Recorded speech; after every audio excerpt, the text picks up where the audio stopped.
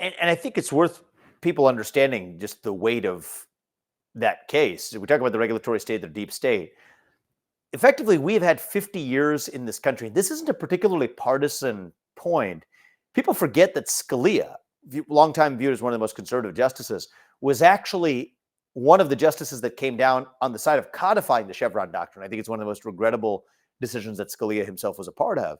But what it effectively said is the administrative state, the three-letter agencies, FTC, FDA, SEC, you name it, EPA, that these agencies, they're staffed by bureaucrats, not elected officials, but hired civil servants who have the ability to write these rules that never went through the constitutionally ordained lawmaking process. So you can't vote them out of office. If you don't like a congressman or the laws they pass, vote them out.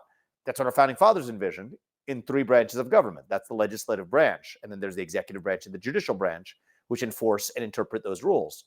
It's the creation of this fourth branch where actually the people who are writing the rules, they're not even rules, they're really edicts. You can't vote them out.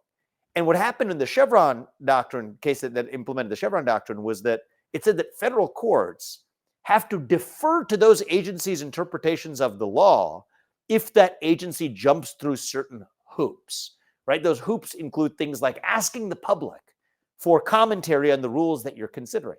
Well, agencies don't really listen to that public commentary. And the fact that you just ask the public for commentary doesn't really give you the backstop of democratic accountability. It gives you the illusion of caring about democracy or what democratic citizens in a republic actually believe, while giving undue power to that agency.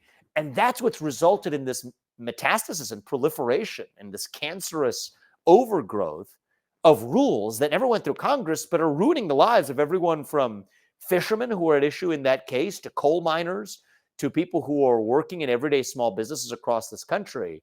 And what the Supreme Court said last week was, no, once and for all, we don't defer at all. We don't give any presumption of deference to those agencies' interpretations of those laws.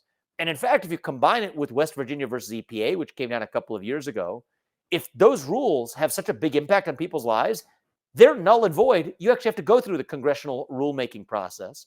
And by the way, certain administrative agencies, in this case, the SEC, that has administrative law judges, where you have not just the rule makers, but judges that interpret those laws sitting within the same agency, and effectively the equivalent of prosecutors, enforcement agents sitting within that same agency, those administrative law judges, those courts within the agencies, are illegal. And I think that makes immense sense, because our founding fathers always believed that you should always separate the judge, jury, executioner, lawmaker, and enforcer.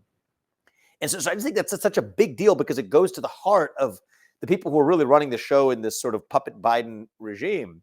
But what fascinates me is that, and saddens me a little bit, I have to admit, is that we live in a moment in our history where this is now bizarrely a right-wing issue, right? It's if you're railing against the overgrowth of the administrative state or the regulatory state, that's undoubtedly a view that's affiliated with the American right.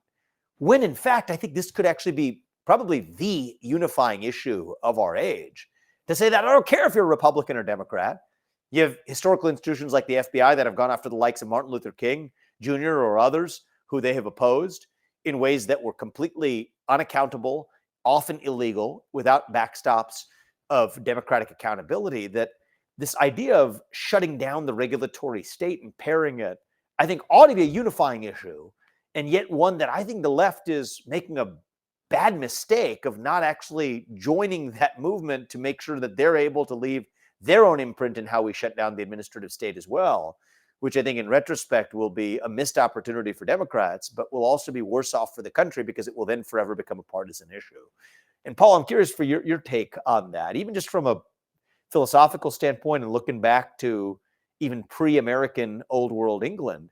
This is a deeply conservative view that people could not be trusted to govern themselves. And so you need this bureaucratic managerial intermediary class. How did we get to a point where that is now actually itself a conservative view, to say that you actually want to dismantle that? And the so-called liberal view is that you actually need to preserve that elite, undemocratic aristocracy in the administrative state. I think that's exactly right. I mean, I think fundamentally, when we think about what the American Revolution was about, it was about this desire to, have some self-control, have some ability to determine our own fates for good or for ill, I will note, of course, that King George III, the monarch at the time of the American Revolution, also a king who had mental illness that had to be hidden from the public. I think that this is a case where, the civil liberty. Well, yeah, well, eventually at the end of his life, it was a regency under his son, who became George IV. So, I mean, he was somebody who had serious mental illness. I mean, and this is common too. I mean, you think about multiple Byzantine emperors had dementia. Theodora ended up ruling on behalf of Justinian. The prior, Justin I was somebody who was known to have dementia. It's funny in a system where we elect rulers, it's a little uncommon to have somebody so old and so frail in a position of authority, but it's not uncommon at all in a system of hereditary monarchy where people get older, and dementia is something, unfortunately, that most people do experience if they live long enough. I think that I was actually just thinking back the other day, like, if you think about stories of rulers with dementia, it's you even see it in the Bible. You see it in the story of King David in the beginning of First Kings, where he has hypothermia. He can't stay warm. He's unable to remember who he's promised the throne to. Bathsheba convinces him it's his son Solomon. This is not a new phenomenon, but generally throughout history, we've tried to hide this fact, right? We've tried to hide the reality of cognitive impairment of our rulers, because we understand that that's erodes public confidence in the regime, and it also leads to our enemies taking advantage of it. And again, it's something where Edith Wilson basically ran the White House during the final year of Woodrow Wilson's presidency. That fact didn't really emerge until after he'd already left the White House.